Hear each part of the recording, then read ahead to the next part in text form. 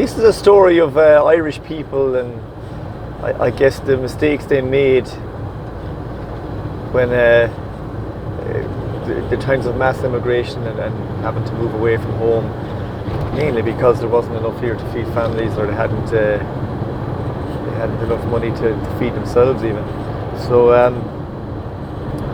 it kind of tells the story of a man who left, and through pride is a massive thing in the eyes of Irish people, Irish men especially, to be able to return and say they made it, or they made something of themselves, mostly across the pond in the UK before they ever decided to hit the shores of America. And it tells the story of this man's sorrow and just leaving it that little bit too late. It's titled A Little Pub in London, and it goes like this. In a little pub in London, Moriarty drank his beer, and he recited wondrous stories of his exploits far and near. Sing an Irish song, said Kelly, best of order one and all. So Moriarty sang for them the hills of Donegal.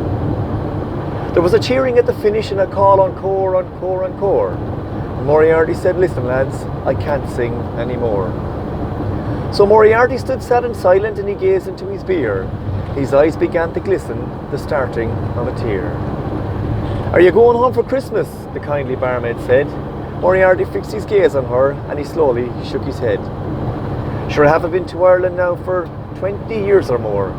My poor mother would hardly know me if I walked up to the door. I was born, says Moriarty, on an island off the west, the last place God created, but the first one that he blessed. We were poor, but we were happy in our simple little way. My God, I wish I was a boy again to live my youthful day. My father, God be good to him, he was drowned one woeful night, and my mother left all lonesome, and myself to work and fight. So good old Michael Summers there and young Donald O'Shea, I came across to England to earn an honest pay. I told my dear old mother I'd soon be home again, but the curse of drink came over me and enslaved me in its chains. Sure, I haven't been to Ireland now for 20 years or more, but I know she's still there waiting for my footsteps in the door. Just then someone started singing amid the winter snow. It was like an old bell ringing, far away and long ago. Moriarty stood and listened, then he pushed his glass away, and he made a solemn promise he'd be home for Christmas Day.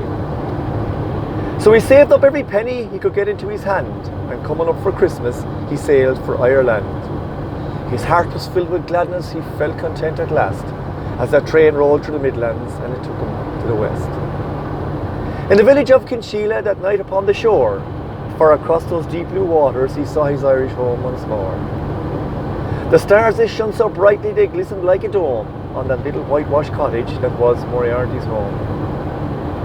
"'Tis a grand night for the sailing," said the boatman Thomas Bawn, but Moriarty didn't know him, he'd been away so long.